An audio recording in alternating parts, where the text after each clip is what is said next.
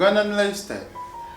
Akati kakati omusango gwa Ali Mwizera gwamulopebwa yali mukyala we Zuula Nakisi olunaku lwaleero amunnange basobodde okubeera nga bakomawo ate balabe kooti kiki bagamba.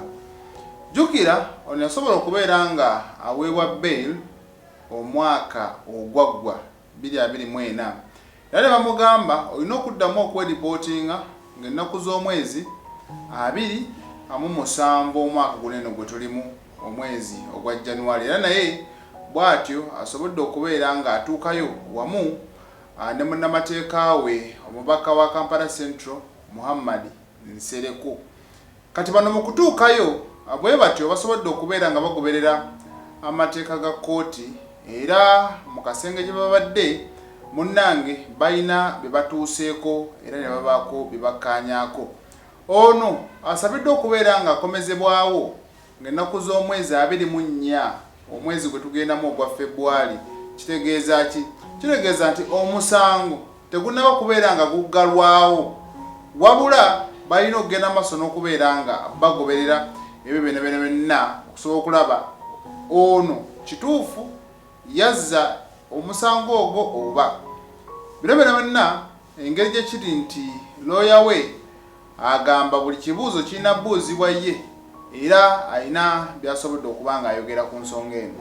Twagala okubategeeza nga kooti bwe yatulagira client waffe akomyewo ng'ennaku z'omwezi zino okugoberera ebiragiro bya kooti nti buli end of month alina okujja era eyongezeddwayo wakudda wano nga 24 kati omwezi ogujja buli nkomerero ya mwezi twabaga nti hajali ajja kugoberera ebiragiro byonna ebimuweebwa ku bail. Era kino kiraga abantu nti bail si kintu kibi. Omuntu yenna bw'aba alina omusango ku kooti n'aweebwa bail ng'alina abamuyimirira n'abeeyimirira haji nabo bajja naye bwe bali mu balabi, kiba kitegeeza ki? Kiba kitegeeza nti is a law abiding citizen, agoberera amateeka era ajja kubeera ng'ajja buli kooti bw'emwetaaze. Ekyo twalagaana era tuzze ne tukituukiriza. Bwe bityo bwe bibadde ku High Court. Kirabika nga akaseko n'essanyu era bw'omutuno yalagira ddala ekyamazima musanyufu era ndowooza ebintu bitambula ye nga waabyagala.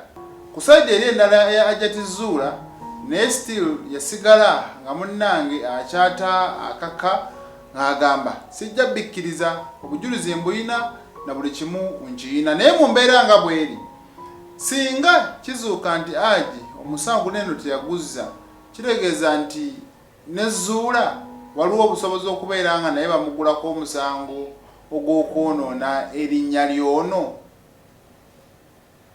Bw'aba nga yaguzza omusango guno eno gukyalimu amaanyi okusobola okulaba nga gutambula nga guteekeddwa okubeera nga gutambula, abantu byonna bakyabyebuuza. Kale bibaddewo nze Ssegawa Mulishiri.